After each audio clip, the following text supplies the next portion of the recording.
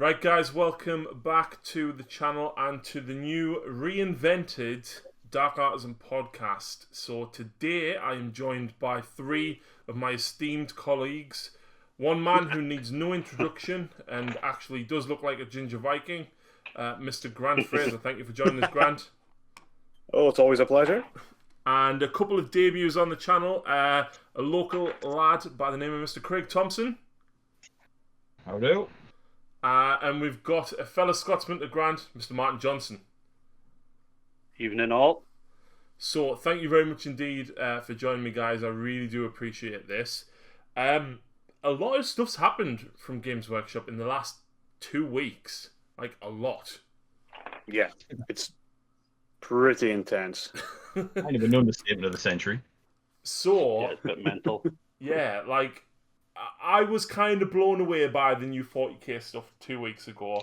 And obviously we discussed them in depth. But yesterday, Saturday, they did a whole unboxing of the new, what was it called? Indominatus box. Indomitus edition, yeah. Mhm. Not jealous at all of those presenters having the box in their hands already. Absolutely. No jealousy. Well, down here, I have a Chaos Knight Codex. Wow. No, I haven't got it. I wish I did. And just as I finished all them Blood Angels, and even more come out. I think it's a good time to start a new chapter, maybe. No. I mean, it would be the wrong time to bring out Assault Intercessor and you move away from Blood Angels would not be the smart plan. Assault Intercessors. You know what? I've got the bits to do 10 Assault Intercessors, but I'll be getting the box. I'm just going to use whatever comes in the box. Yeah. The Necron stuff. What was that, Craig? You could always do a Blood Angel successor chapter. No. Nope. I did Death Watch to have a second. Get some Lamenters on the go. I mean, yellow paint and like with the shoulder pads, with the cross, the check pattern and the love heart in it. That's not going to be a challenge at all. Mate, I haven't even done 170 transfers for me Blood Angels yet. Yeah, don't envy you that, like. I need to do it soon. But the Necrons. They look Yes. sweet. Wow, I'm not a Necron fan. I don't dislike them, but I wouldn't say I love them. But I had a holy Necron cow. army in maybe 7th edition when they first started getting the Decurion detachments and stuff like that. I think Necrons were the first ones to get it. Yeah. I that's when I played Necrons. I've not played them since then. I had You a mean when they were Necron really army which I broke? started specifically. Yeah, for I the accidentally played them when they were super broken. Yeah. Yep. Yeah, That's me. When they did the reload of Apocalypse, that's when I did Necrons, and you know the big rule book that I brought out, the second rule book. Yeah. I had enough Necrons to fill every single one of the detachments in that rule book for them. Wow. It was like 250 warriors. It was absolutely nuts. Needless to say, I was a bit fed up with painting scarabs. I mean, at least you can just kind of get away with silver paint and a dry brush. Yeah. Yeah, but I wasn't like that, unfortunately.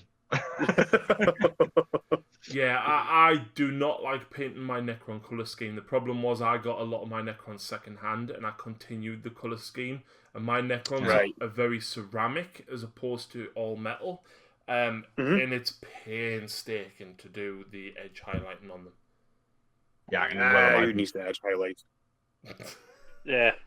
However, the new Necron stuff, wow. Yeah. Like, I think there was So good. a good point made on the reveal that it now feels like you've actually got a Necron royal court because you had so much more characters and minions and stuff going about.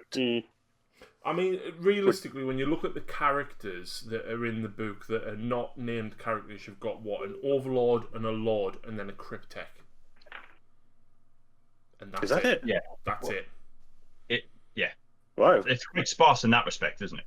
Oh, absolutely. So now you've got the new Lieutenant guy that looks like an immortal. Mm-hmm. You've got, obviously, the new Overlord model. You've got the Plasmancer. Now, correct us if I'm wrong, right? But they basically said space magic. And I was just like, no, Necrons should not have psychics.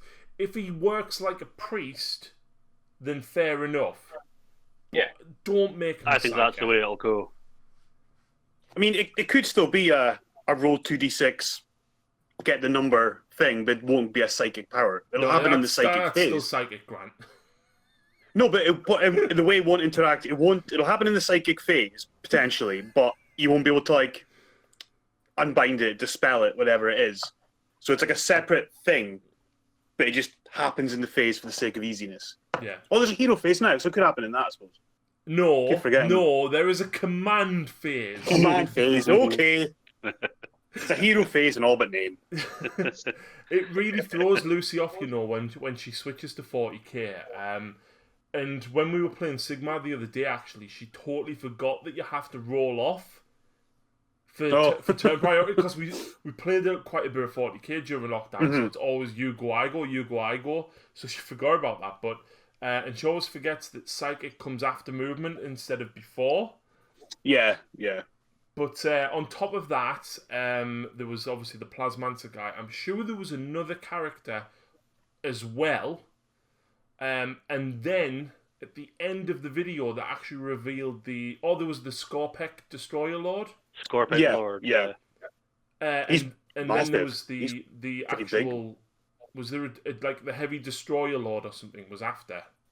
Yeah, that and the Super War of the Worlds looking thing. That looks like the Reanimator, but with a Doomsday cannon on the top. Yeah. Yeah, I think that's what it is. It'll probably be a dual purpose kit when it comes out. Oh yeah, the individual one. Yeah, so that will probably build obviously the one with the gun and the Reanimator one. Yeah, you also had the plasma sight thing that was following the destroyers around and could basically charge them with plasma. Sounds quite cool. Yeah. And that sounds like fun. I was surprised at how many scarabs were in the box. And warriors. 20 warriors, and you get big box. You get 3 scarab bases per sprue of 10 warriors. Yeah. Well, how much do you get just now in the box? What, in a Necron warrior in the current warrior box? I think you get one or two bases of scarabs and then 10 warriors. Yeah, so the fact that you get all of that, and when you look at what's there, it's not like there's way more than a Start Collecting box worth of stuff in there. Oh yeah. I mean, this is definitely a limited run box. Like the name's the giveaway. It's the Indomitus version, so they're gonna obviously take some of this stuff out. Yeah. Come time, I think, with a normal version of the box, isn't it? What was that, Craig? Yeah. I think they'll break it. Bit like when Titanicus came out. Oh yes. Yeah, they did the Grandmaster edition. And Grandmaster edition, didn't dropped it down. Yeah. They'll break it down into 3, like Strike Force, I can't remember, Strike Force or None of Fear and all that. They'll do that 3 levels, I'd imagine.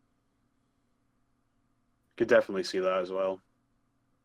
Yeah. One of the things I found with it, though, and especially previous versions, the stuff that you get in the box, they're okay, but they don't seem to be great. Obviously, a lot of them are push fit and stuff like that. But these ones look absolutely awesome compared to what they normally look like when they have the starter boxes anyway. Yeah, but I mean, when you look at even the Shadow Spear stuff from last year, the Shadow Spear stuff is fantastic. The Chaos side of that box is amazing. I never actually got that one, unfortunately. Yeah, so every model that was in that was brand new, just like what this box is. But the thing I find with this box is you get more. Like, a lot more. I mean, how much points do we reckon each size is? It must be about 1,000 points each side. Warriors, I think, are about 120, 130 currently. But bearing in mind, you said all the points are going up. Yeah, exactly. So, I mean, you're looking at 250 just for the Warriors.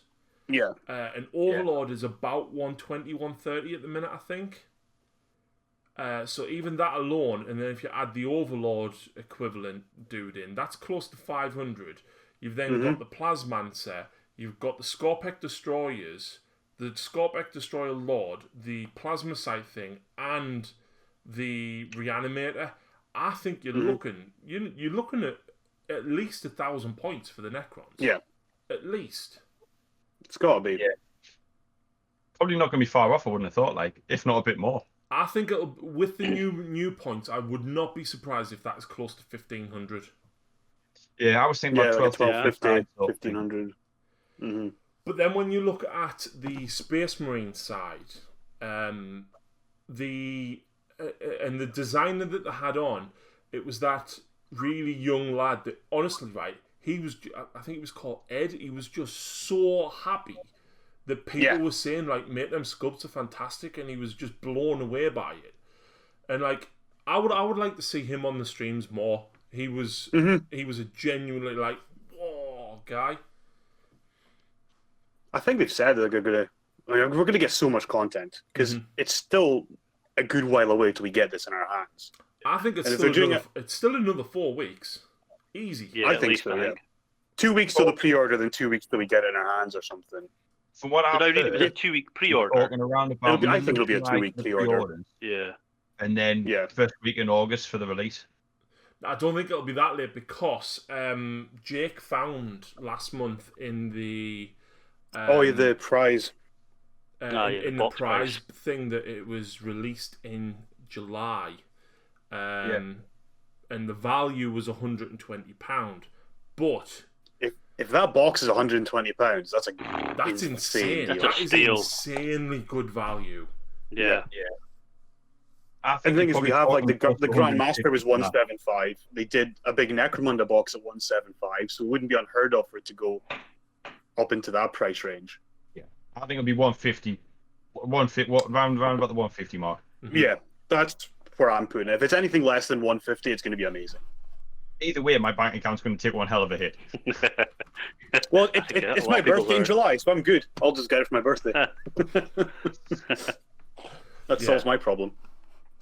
Yeah, but on the Space Marine side, and the designer made a very good point that the initial Primaris run, they were very clean, very basic models. You know, they hadn't been around that long. But now that they've been around, you know, a couple of 100 years, they really, really wanted to stick the heraldry on.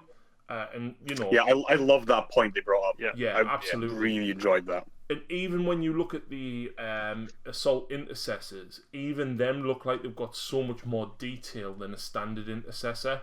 I mean, they've only got heavy bow pistols, which the Reavers have.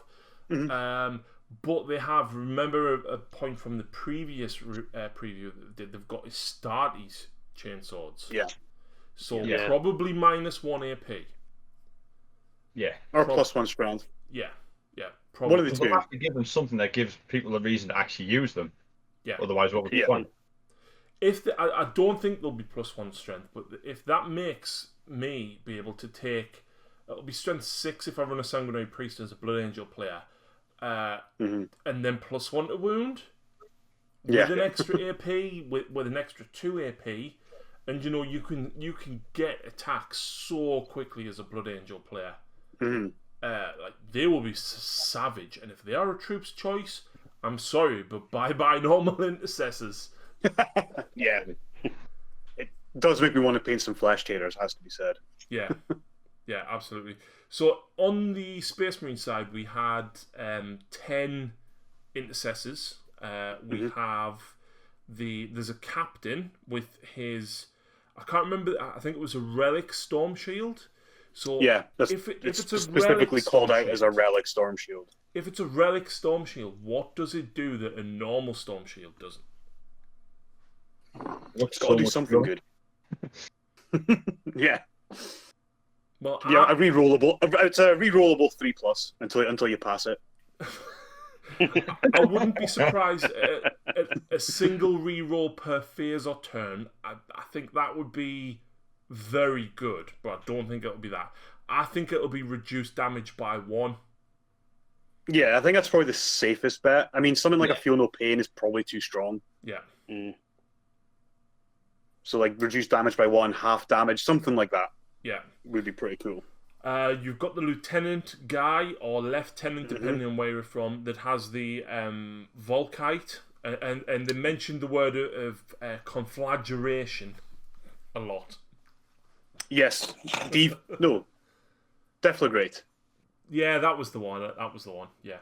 I could never say that because I did play a little bit of Heresy back in 7th edition. I could never say that. I've looked at Heresy a few times. I always want an Iron Warriors army. I love those Siege Tyrant Terminators. Yeah. So you've got him. You then got the Judiciar, which nobody. Controversially, he's my least favorite model. I know a lot of people seem to love him. He's my least favorite. When you look at the bottom of him, I just see the robe of the current Primaris Chaplain. I see the knee of a Stormcast. The top half, I just see a Stormcast. And then I see a zombie head. Yeah. And I'm not fussed on him. Now, I've seen a lot of people loving him. As much thought into him as what they have the other stuff. Yeah, he's all right. He's fine. That's my level of expectation with him. He's all right. It's going to be one of those where nobody particularly likes him, but his stats and everything's going to be unreal. Yeah, I think the sword is something like plus 3 strength, -3, and then it's got like mortal wounds on a 6. So he's going to be pretty savage, I think.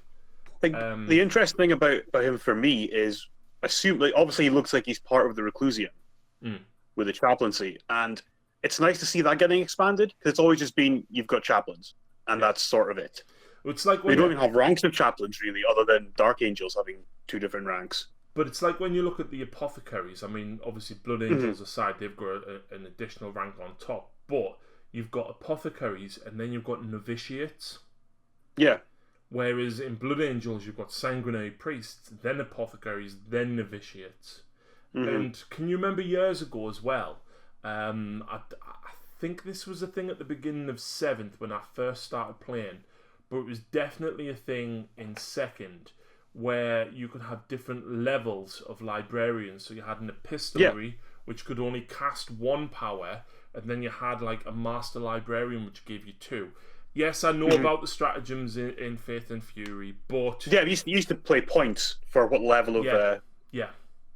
Same with the Captain Chapter Master, that was down to points as well. You could upgrade for different things. Yeah, and it's nice that they have done that with the chaplains a little bit. So yes, the Master Chaplain still exists in the form of the stratagem, but again, when I started playing in 7th edition, Blood Angels had... an additional HQ choice called a Reclusiarch, which was actually a better chaplain, which obviously doesn't exist technically now. So it is really nice that they're starting to explore that side of things. Obviously with the librarians, yes, we've got the Phobos librarian. He's a little bit, he's still a librarian at the end of the day, but at least it's something a little bit different. He's specialised. Yeah. On top of that, you've got the was it the Blade Guard veterans? Yes. Yeah, they're so cool. Yeah, they're really nice models. Storm shields, master-crafted power swords, and heavy bolt pistols. Like, that's a solid out equipment options for them. Yeah. The only thing I wish, right, is there's still no really heavy-hitting Primaris combat unit. Yeah, like Assault Terminator equivalent with Thunderhammers and... The best you've got is Aggressors. Yeah. Because of the Power Fists. But we could have more options from the Blade Guard Veterans box when it comes out. They might be able to take like Thunderhammers and things like that and be a bit more... It would be cool if they could, but I don't think they're going to go that way. I wouldn't assume so, but... You never know. No. And it depends on the overall design community, I suppose, doesn't it, really, in all fairness? Depending on which way they want to go with the law as well. I mean, with the law, they are leaning very much back into the heresy, and they're going, the structure of a chapter is now that of what a legion was, as opposed to the what was the current Codex Astartes. Obviously, Gilliman coming back and changing it all. It's put. I mean, I said this when Hellblasters and stuff came out, because why have you got a full squad of plasma? Why can't you take a single plasma in an intercessor squad? Yeah. But I think if you look at it, it does make more sense. I know a tactical squad is called a tactical squad, but it does kind of make more sense tactically to have all your plasma in one unit. You can put that damage where you want it, so you can see like the logic in Gilliman's approach like that. Like, oh, absolutely, but then you've got no bodies to take the extra damage. No, but Space Marines are pretty much immortal in the lore, so it's fine. Yeah. We need to get some movie marine rules again. Yeah, do you guys remember them? I tell you what I did see a long time ago, actually, and I thought was quite fun. Steve from Mini Wargaming used to play with just Space Marine captains. Like, he used Space Marine captain rules, but literally just used a normal Space Marine, and was like, I want Space Marines to feel like what they are in the lore. That'd be kind of fun, actually. Yeah. Just to see how it would actually play out. Again soon. I might actually try that. I really, really want to try that, actually. But how much runes would a unit of Space Marines have then? Sorry, what did you say, Craig? I'm just saying it'd be interesting to see how that would actually work and play out. Yeah. And what did you say, Grant? Sorry. How many wounds would a squad have then? Like a squad of 10 would be what? Well, there wouldn't be a squad of 10. Each Marine would be an individual model. Oh, so yeah, you wouldn't even. I was thinking you maybe have the stats of a captain, but still put them in squads. But you're saying no, just no. So everyone's you'd have individual. like 5 captains running around the battlefield, but you'd have like 3 with bolters, 1 with a combat weapon, and then 1 with like a melter gun. In essence, just like a bigger version of Kill Team. Yeah. Yeah. But against 120 orc boys. And a stomper. So the other thing that was in the box was the bikers. Yep. Now, memes have been flying all over of the bikers about why they haven't got... Why are they not jet bikes? Well, why? I guess... Well... I think I said this in the Patreon chat, though. They're called Outriders, which is what they call the physical bikes in the Heresy, and they still have jet bikes in the Heresy. So I think it's leaving themselves open to go down that road if they want to. Because you've got the jet bikes and the Outriders in your Horus Heresy armies. But I like them. I think they're a great design. And I think it's nice to not always have them as jet bikes. Yeah. It might be a customizable upgrade later on down the line when they release the actual set itself, sort of thing, mightn't it? It would be nice, but when you consider like everything that they've done with the repulsor and the impulsor and stuff, like why suddenly make that turn back? Maybe it's they just didn't want to start cannibalizing from the likes of the Custodians. We've got their jet bikes. It still keeps them unique. Yeah. And you've also got to think the only things we have with their repulsor technology are big tanks. Maybe the Imperium just can't make it small enough to power bikes. True. And that's why you've only got the Custodians with their relic jet bikes still flying around in them. Because the jet bikes are quick and fast, but the repulsor tanks now, they're slow, they're heavy.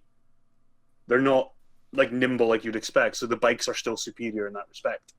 Yeah. Yeah, but the whole point of a jet bike is, as you say, for it to be able to get around the battlefield as quickly as possible. Yeah. They did mention it in the live stream that they wanted to keep them with wheels, so rather than just like oversaturate everything with that. Yeah. Doesn't really feel like the real reason though, or at least it's more an excuse reason, isn't it? Really. I mean, I like them. I like how they look. Like I think they look great, and I think they'll be fun on the table and stuff like that. But I prefer this to doing jet bikes. For me. Yeah, fair enough. I agree with you on that one. Fair enough. And then the last unit they didn't even cover on the stream. Yeah, that was a bit weird. Yeah. I can't even remember what they were called now, but they were basically... The Eradicators. Yes. And they basically look like they're in Gravis armor with a heavier melter gun. Yeah. That's what the community article says. It's Gravis armor with a heavy melter rifle or something. So I'm wondering if it's kind of like what the Eliminators have with the Las Fusel. If it's like basically a melter version. I'd probably put that melter at range 18 than 12. It could be like, well, what's a melter gun? 12? Yeah. Yeah, so they've specifically said it's longer range. So could be 18 rapid fire or something. Rapid at 18 would be pretty cool, but when you consider a multi-melter is range 24, that's why I think 18. Yeah. So I don't think they'll go to 24. But I think 18 is kind of the only other option. But one shot each doesn't seem good enough for a unit of 3. No. No. But then again, the last unless they're like Assault 2, Assault 3, Assault D3 wouldn't even be that good. Assault 3 would be probably too good. So Assault 3 would be way too. I think possibly Assault 2? Rapid Fire. I think Rapid 1.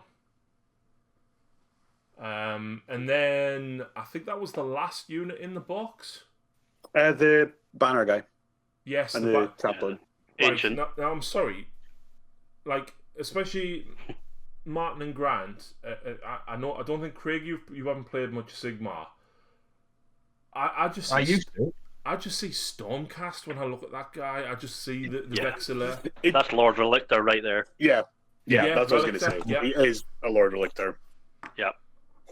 The thing is, there's a lot of the more recent stuff, I think, has had that. Like, there's been a lot of similarities crossing over. Agreed with that. There's a lot of synergy there, I think.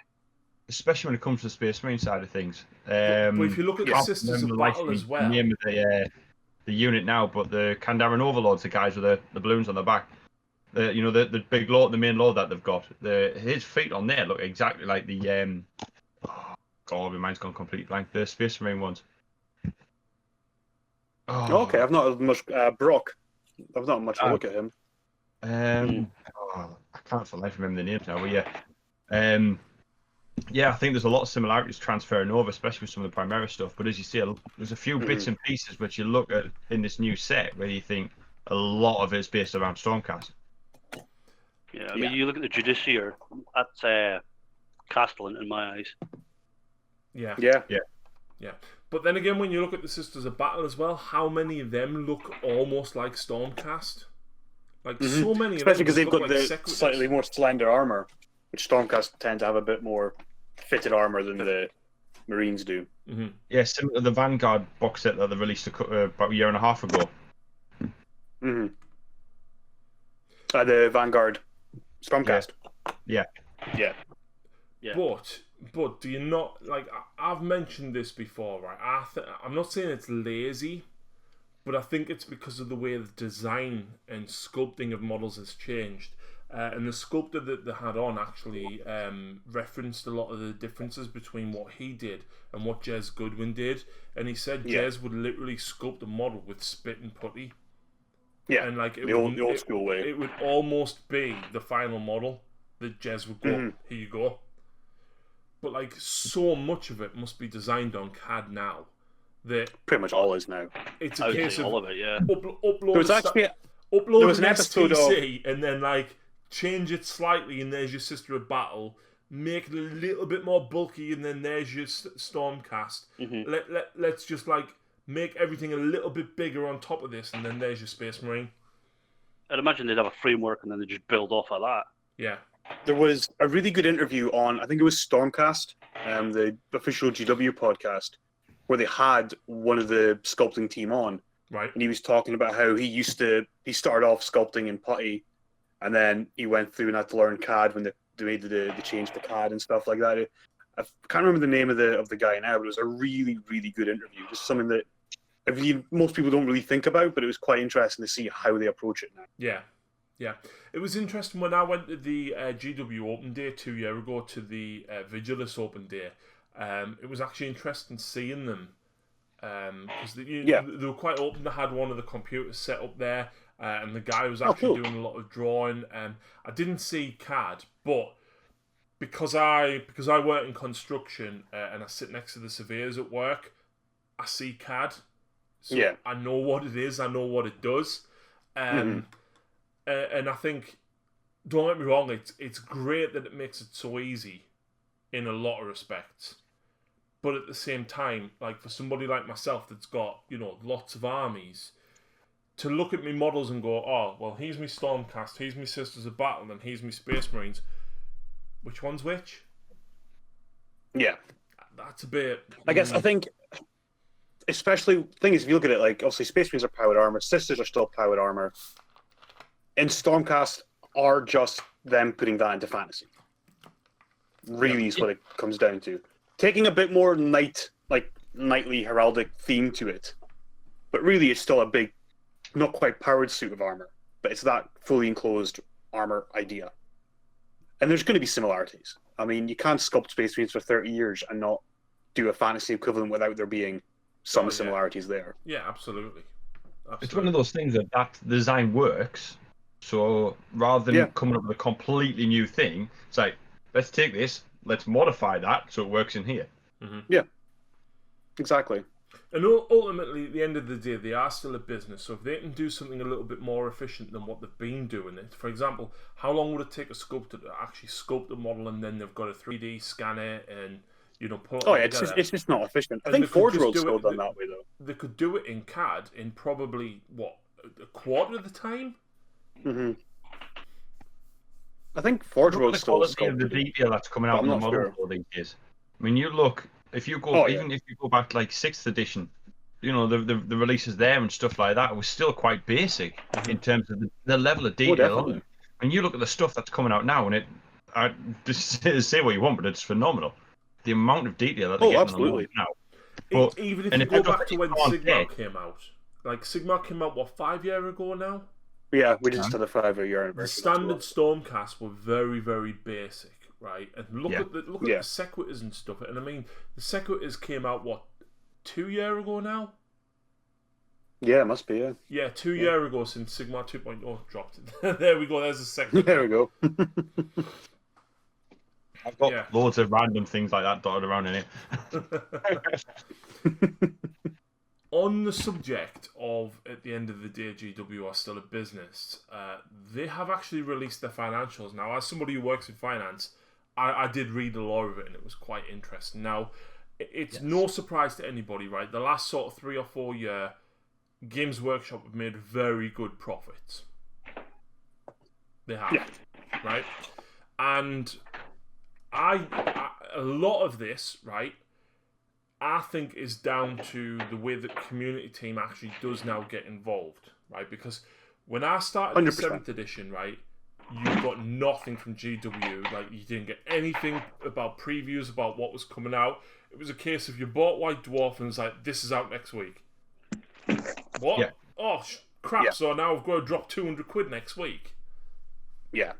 Like, you got nothing like that. You didn't get FAQs. You didn't get clarifications on rules. There was nothing. GW just had a brick wall up. And that was that was 6 or 7 years ago. 6 maybe. Because 7th came out 6 years ago. And just before 8th dropped, and I believe it was when Rob Symes took over the community team. The Honest Wargamer, if nobody knows who he is, by the way, go and check him out. Started to turn things around a lot. Obviously, the live streams, the hobby and hangout. Then they started with the previews. And Games Workshop are so much more visible than what they've ever been, I think. Yeah. The reason behind that, because the whole conversation that went on, and it was, well, all of these things are getting leaked in the way that Games Workshop used to do it. And it's like, rather than fueling the fire that way, why don't we do it ourselves? Mr. XGW employee here. I totally forgot about that. I don't know what you mean. I can neither deny nor confirm. So basically, that I think that was a big mindset and a big change in the way that they did it. But because of the things they put in place with the likes of the Warhammer community and everything, it means they can get these releases out all the time. As you said, back in 6th and 7th, they were relying on one big release a month, and it was in GW. It was in White Dwarf. Whereas now it's like, right, okay, there's your White Dwarf. However, we've also going to be releasing X, Y, and Z this month. And I think the way they've because White Dwarf doesn't really cover upcoming releases at all now. No, I used to buy White Dwarf to find the releases out and stuff, and I actually unsubscribed because I wasn't as fussed about a lot of the other stuff, and yeah. Yeah. Well, can you remember I think a couple of years ago when they changed it? Like the weekly one, wasn't it? Yeah. So when I got into 7th edition, it was weekly, and then they changed it back to monthly. Best thing I never bought the weekly one. Monthly. Oh yeah, changing it to monthly was absolutely the best thing they ever did. Absolutely. Weekly was just terrible. I just never bought it. And the monthly magazine was horrific. Yeah. But I do wish that they would kind of go back to a bit more to what they used to do. So in some of the ones prior to that, they would have I don't know if some of you guys can remember that. They would have a battle report for 40k. They would have a battle report for fantasy and a battle report for Lord of the Rings. Whereas now you get one or the other. And that was the main reason why I used to buy them. I used to get them for the battle reports because I used to love reading the battle reports. And the way they did the battle reports were brilliant.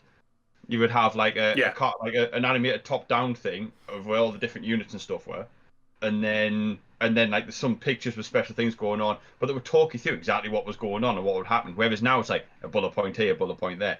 Still the battle reports, but not in as much detail as what they used to be. Yeah. I always remember. I think we remember the time 3rd edition came out. There was a battle report in White Dwarf between Adrian and Paul.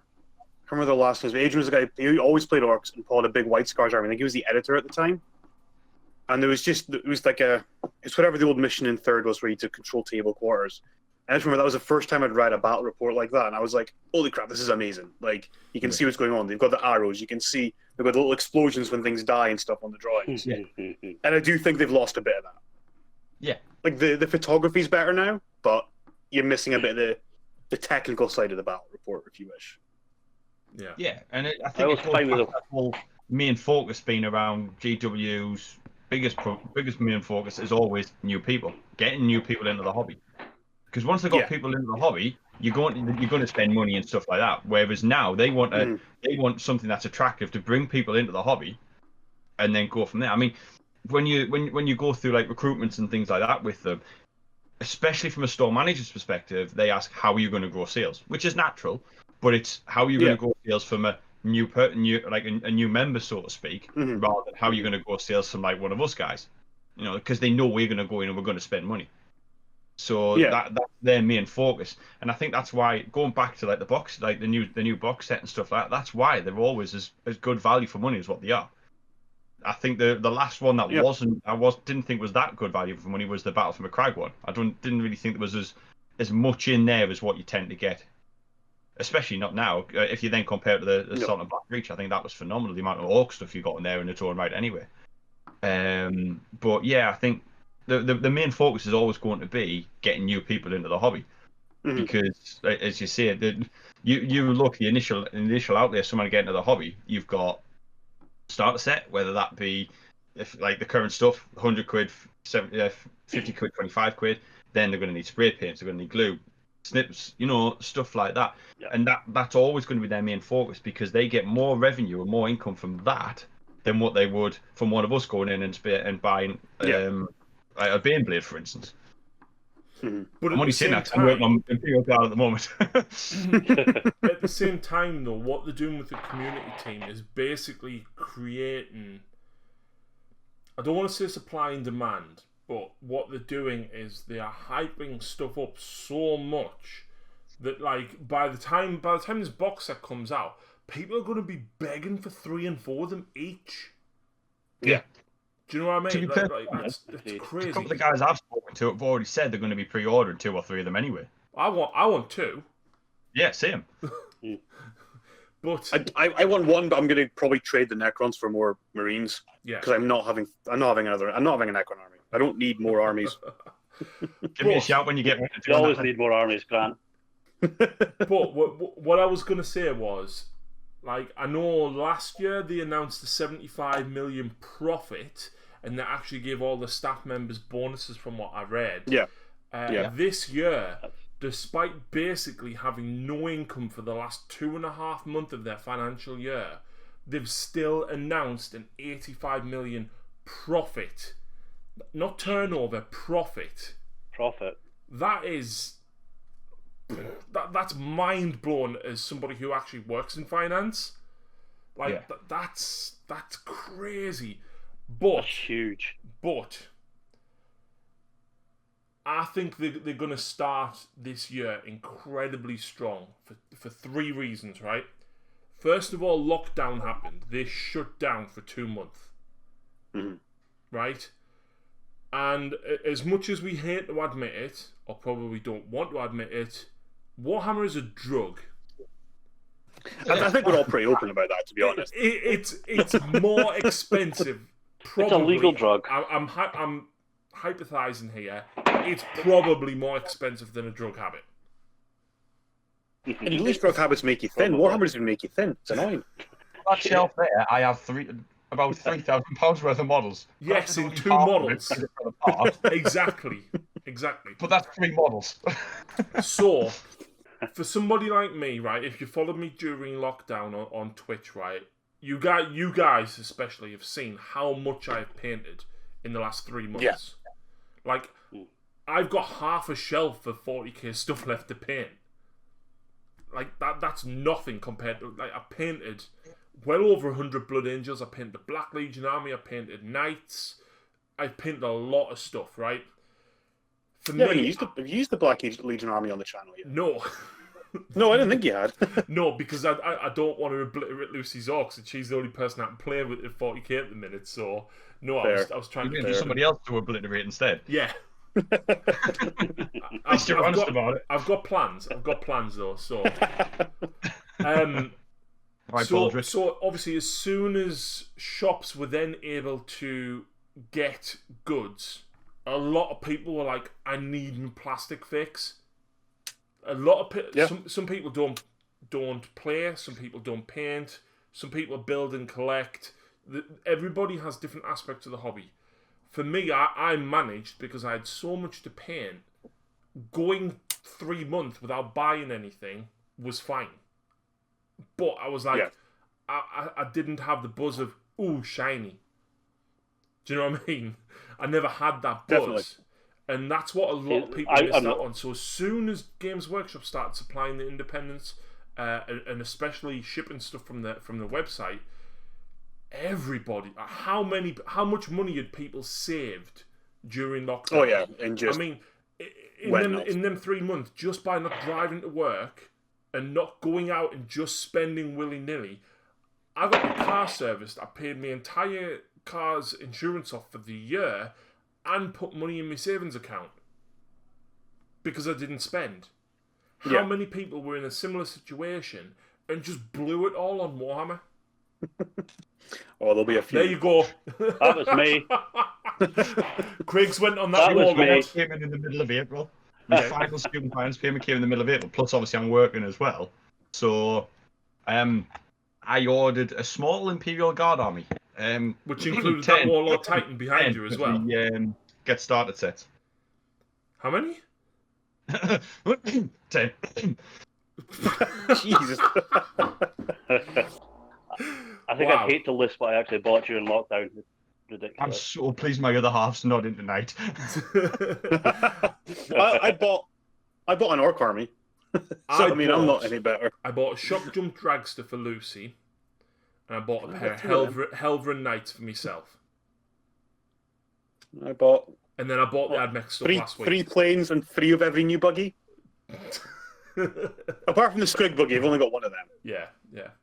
But what I was saying is the other reason I think Games Workshop are going to have a very, very good year this year is obviously not only are people now, now that we're in their new financial year, which I think is the end of April, beginning of June. Sorry, end of May, beginning of June. People have the money now that people are returning to work, or they've saved up, or they haven't spent anything. They're going out, they're buying stuff. On top of that, right, they're dropping this new box set, which people are going to be head over heels for multiples of, and all of the engine war, all of the Psychic Awakening stuff is still coming out with all of the extra characters. So we had, for example, Engine War with all the Admech stuff. I mean, I bought quite a lot of Admech stuff. Then you've got the Fabius Biles next week, and then when Paria comes out, you've got the new Seraz, you've got the Harlequin and Inquisitor dude from Demonifuge, you've got the other Inquisitor, then the Book, but then on top of that, you've got the Indominatus box set, and on top of that, you've got the Lumieth Realm Lords, which is just announced tonight. Yeah, finally. There's been a lot of people complaining about the lack of AOS coverage. But at the same time, right, I totally get periods where they release nothing but AOS, and then periods where they release nothing but 40k. Yeah. But the problem that Games Workshop have got, right, is they're having to cram 3 months worth of releases into, 7 months? 6 months? Yeah. So Oh yeah, and later on we've got the Sons of Behemat as well. They're not going to be cheap. Oh yeah. So no, they're probably looking at what, £100 kits for the big giants. I would say at least 80 to £90 sort of deal. They'll be about the same sort of price as the Knights and People Knights, I would have thought. Oh yeah, absolutely. I'd agree with that. And when you look at that, right, how many people are going to jump on them? Because let's face it, they are stunning models. I think there's more people that I know of excited for them than there are for Realm Lords. I don't think I know anybody picking up Realm Lords. But at the same time, a lot of people who love fantasy will probably pick them up because they're essentially high elves. They are, and that's why I think that's also the side why a lot of people aren't that interested in them, because they are just high elves. But yeah, when you look at what Games Workshop, if they try and cram all them releases into if they go get 9 months worth of releases into 6 months, they need to finish Psychic Awakening before they can essentially release 9th edition. Yeah. They have to, because they do. There's no reason to release 9th and then go, oh, by the way, here's a book for 8th. He's Paria for 8th edition that we've already FAQ'd. Kind of defeats the point. Yeah. Is Paria the last one? Paria's the last one, yes.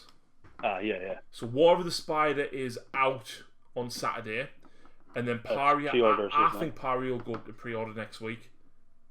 Yeah, I think we'll get this box, and then we'll get a break, and then I don't think they'll keep the rest of the range till after 9th. I think we'll still get the rest of the Realm Lord stuff before 9th. Mm-hmm. I don't think it's going to be like Sisters, where we get the army box, and then we have to wait a month, 2 months for the rest of the army. Yeah. No, as Harry says, they'll try and push as much as they can before the end of this year. It'll be quick hit releases. Absolutely, absolutely. I don't think we'll see any sort of filler weeks like what we did last year, where you had like Lord of the Rings stuff and specialist game stuff. Like this week, for example, they put the Zort in.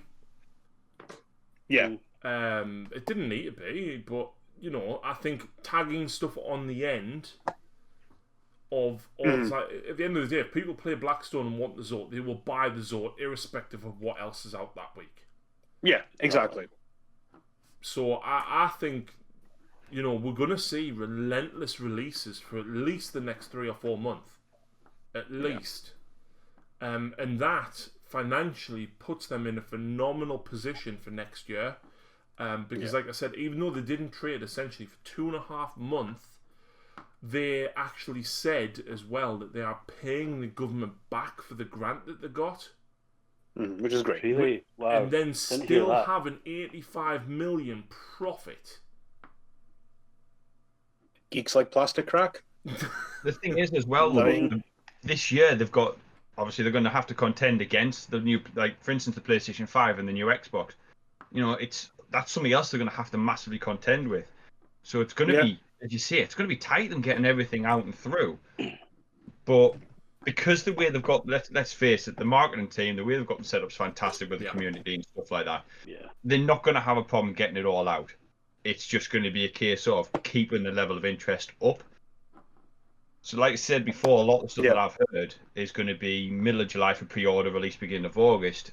That tends to be the most common bits that I've heard. However, because of the Psychic Awakening and stuff, but I don't know. I think if that's going to be the case, they've announced this too early.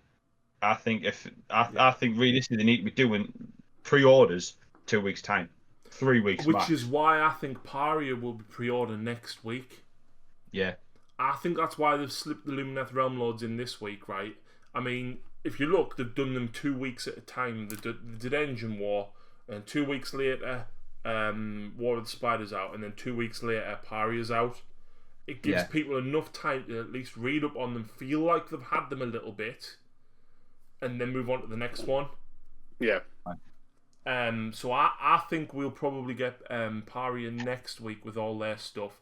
I think probably an AOS release the week after. I think probably the rest of the Lumieth stuff, and then I think they'll go full hog on 9th. Yeah. For 2 or 3 weeks, possibly, because they showed off a few of the other stuff at the end of the stream as well. So the Space Marine stuff that they showed off, essentially a tarantula turret. Who was hyped when they seen that, man? That was cool. It's something that they've never really done in the main range. Like we've got the Thunderfire cannon, but we've never had like a cool emplaced weapon for Marines. No. Again, better for some armies than others. Like it's a great Imperial Fists. Like works so good for them. Black Templars, maybe not so much, but it's a cool kit to have access to. Yeah, absolutely. And I think they said it's what? It's a twin accelerator auto cannon. Yes. I think that's what. And something else. I think was the option. I can't remember what they said. I'm pretty sure it was a las cannon was the other option. And then you've got the Mario Kart. Yes, I like this model. I think it's cool. I think it's mint. First of all, has everybody seen the meme? Yes. Yeah. Yeah. I showed Lucy, and she was in stitches at that, man. Both models, I think, are fantastic. And looking at the Marine ATV, and I'm definitely not the only one that's seen this. The old 2nd edition Orc War Buggy. Yeah, yes, I've seen that going around as well. Yeah. Honestly, I love this model. I really think it's cool. I think the profile is just a little bit low for me, but I understand why they've done it. It's much more of a dune buggy. So, yeah. If you want low profile, try putting together a Shark Drum Dragster. I think it has no ground clearance. If it didn't teleport, it couldn't get anywhere. And then on the Necron side, they showed off that heavy destroyer. Yeah, the Locust. That's cool. The profile on his, I don't want to say his arse, but you know which bit I mean. I don't know how else to describe it. Like the profile and the curve of it. This conversation is going a very different way. We're now talking about the curves of robot arches. It's a bit odd. But he looks so good, man. He really does. Beefy, eh? Really chunky and beefy. And then because the current destroyers are pretty poor. The what? The current destroyers, they look pretty poor. Yeah, the old models. Them. Yeah, they've not aged that way. I've really wanted to try and get hold of some of the old metal Necron destroyers. The problem is they're like 25 quid a pop on eBay. Yeah. And they look more like Tomb Blades. Yeah. Which I would still play them as Tomb Blades because they're awesome. And then you had the Doomsday Reanimator thing. The Doomstalker, yeah. That's for me. That's Probe Droid out of Star Wars. Love that. Yeah, absolutely. It reminds me very much of War of the Worlds. Yeah. I think good shout. Fantastic. It does look like the Reanimator with the Doomsday Cannon. So I think you said earlier, Martin, as well, that it's probably going to be a multi-part kit when it comes out. And if you could build the Reanimator with it, I wouldn't be surprised. Yeah, I think so. Yeah. So, there's still other things that we haven't really seen as well. Can anybody remember that blurred Space Marine picture that came out about 7-8 months ago? Yeah. With the Blood Angels. Yeah. And everyone was like, Primaris Bikers! And everyone was like, no! And it's like, yeah! There's a land speeder in there. Yeah. And there is very clearly a repulsor with a Baal Predator turret on it. See, that would be smart. That would be cool. If you want to see one in real life, Justin from Battle Bunker actually built one, and it is in his display cabinet. He basically took a repulsor, took the sponsons and the turret from a Baal Predator, and put the sponsons on the side, put the turret on the top. He can't use it, but he doesn't care. No, it's just cool. It looks cool. Exactly. That's the thing with the new flame weapon rules. Baal Predators might make a comeback.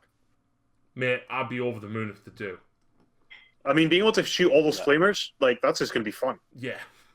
I've literally just dropped and bought that Crimson Strike Force as my camera falls. Yeah, the problem I had with that Strike Force, right, is no one cares. You already own everything twice over. Well, yeah, but no one cares for the captain in it, right? No one cares for the Baal Predator. Currently. Yeah. It's the key word there. Yeah. Currently. I'm forward thinking here. So, that is pretty much everything that has happened with Games Workshop in the last 2 or 3 weeks, and everything that we think is happening. In particular, obviously, the Realm Lords coming up next week. I myself won't be picking them up. Not interested. Nah, me either.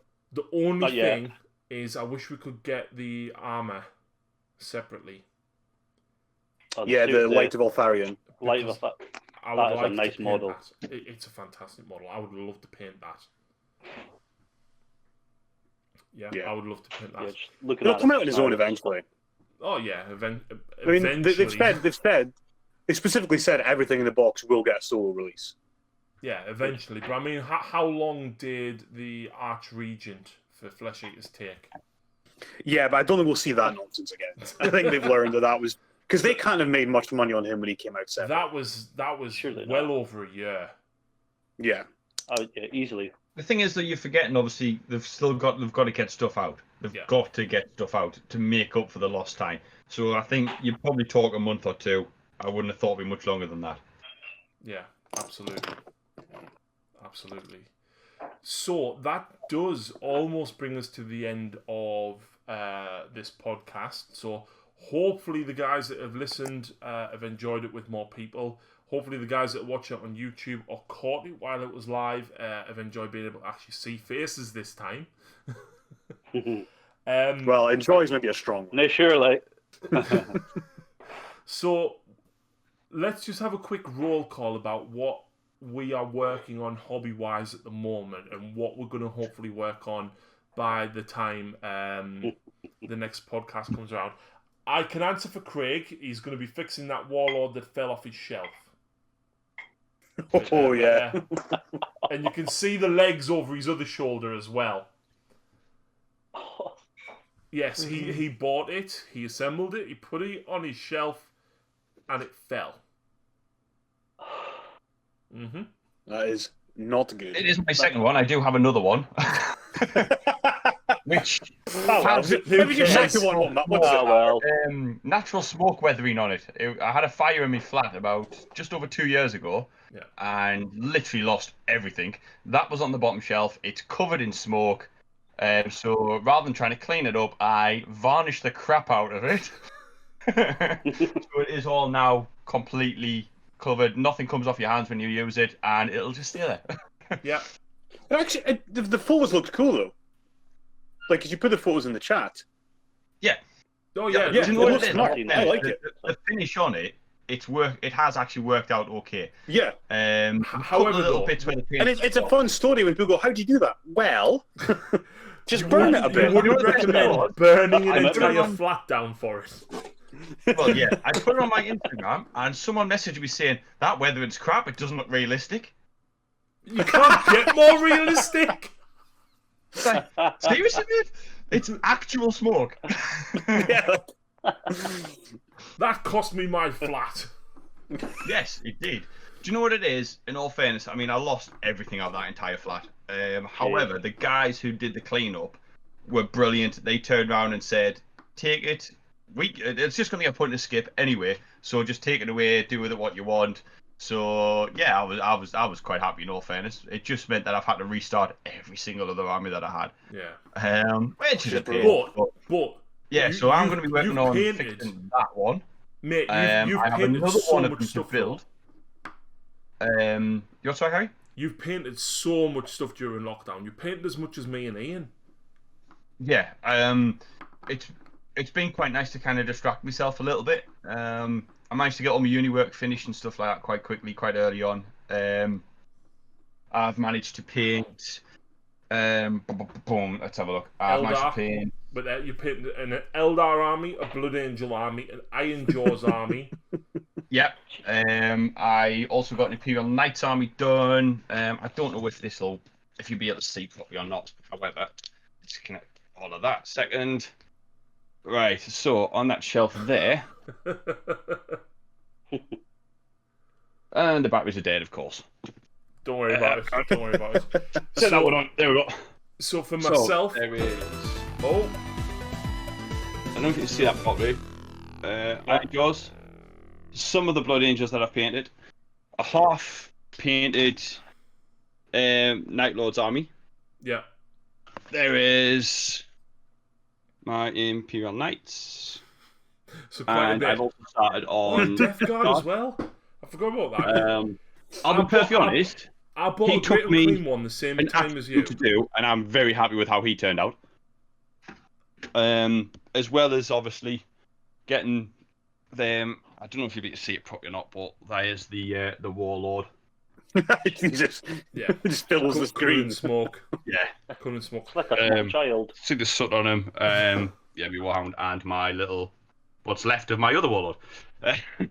So all in all, I've probably painted close to around about, not including the Warhound that I've just recently finished, I've probably painted close to around about 20,000 points in 40k and about 8,000 points in Age of Sigmar. Yeah, fantastic. That's impressive. Jesus. Well done, man.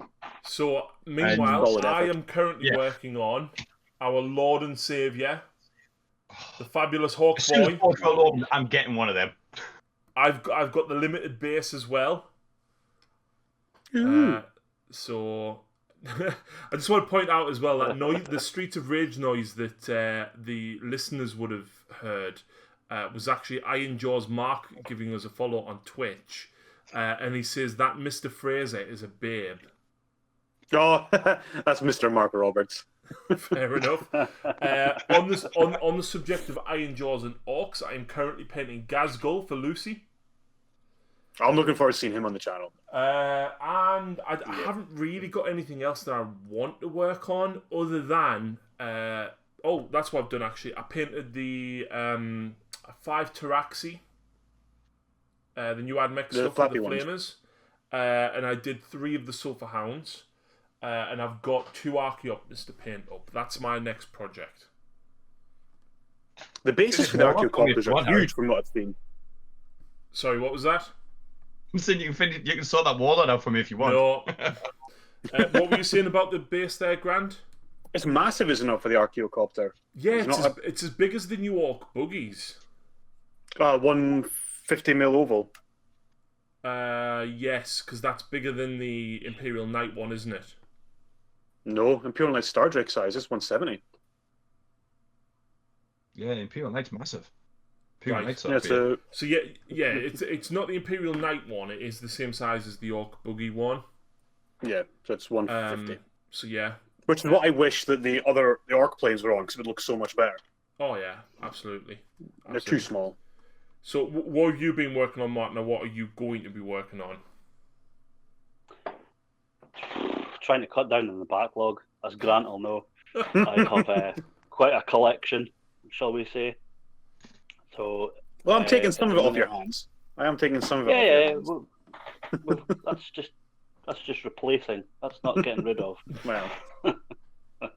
But currently trying to work through my backlog of Skaven at the moment, which is almost there. And building stuff in between, trying to look after the little fella. But yeah, that's about it at the moment. Oops. And Grant, I believe you're working on lots and lots of Orc buggies. Yes, I have one of them here. Fantastic. Honestly, the aforementioned Dragster. So nice. Thank you, guys. And yeah, the rest of them are over there. But I have started work on potentially my Primaris chapter. All right. I'm thinking we're doing Silver Skulls. I've messed up the weathering on the boots, so just ignore that. But yeah, so I think I might do some Silver Skulls when I get around to doing Primaris. But no, at the moment the focus is definitely on getting these buggies done. We'll be starting the 3rd Dragster. I'm just building that. Nice. And then I think I'm going to build a plane for a break. Wazbomb, I think. Very, very cool. Well, hopefully now that lockdown is starting to ease and Battle Bunker is open from tomorrow. Not for gaming. Monday, Tuesday though. Justin said he wanted the hype to die down a little bit. He's put a lot of social distancing measures in place. He's got 6 or 7 tables and then 4 upstairs. If you bear in mind, he would normally have, I think he'd normally have 24, 25 tables, and he's down to like 10.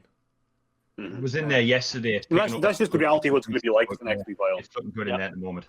Oh yeah, he did a live video on his Facebook page, and I'm actually going to be uploading that to YouTube later tonight. Honestly, it looks stunning compared to Warrior. I mean, Craig, you saw it before, and it looks absolutely fantastic. It really does. It looks awesome. Yeah.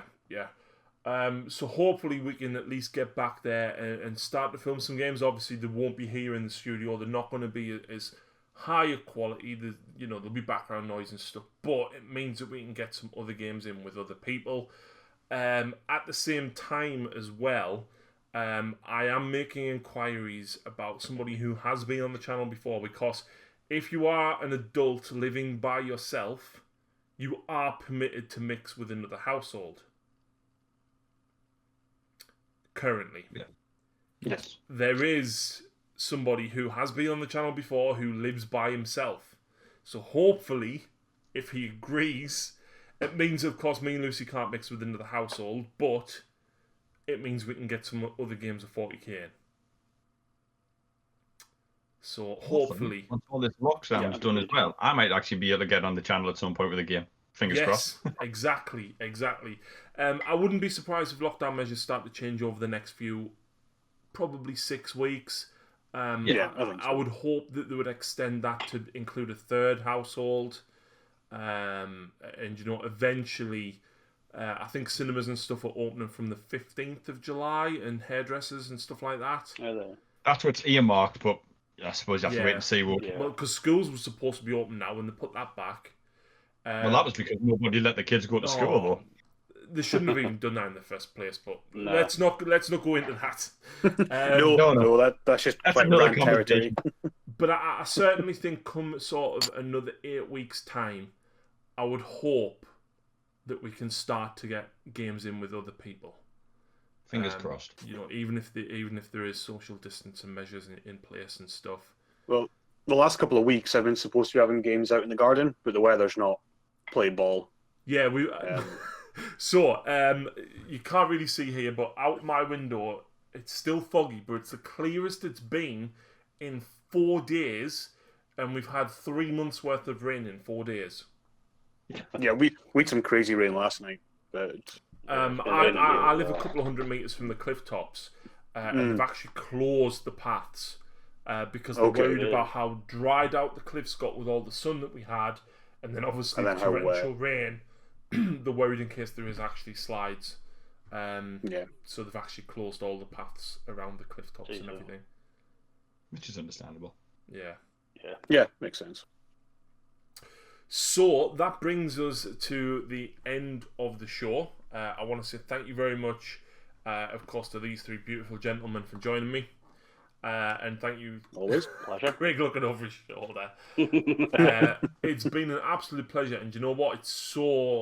I find it so much better with like 4 people to bounce off. So hopefully you guys have enjoyed it just as much. Enjoyable.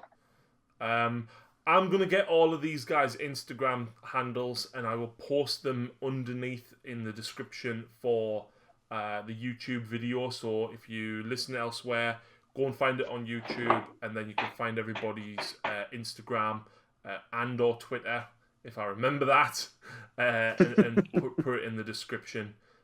So you can go and check out some of their stuff. You can see Craig's Warlord, you can see Grant's Orcs, and I'm sure Martin's got some stuff up there as well.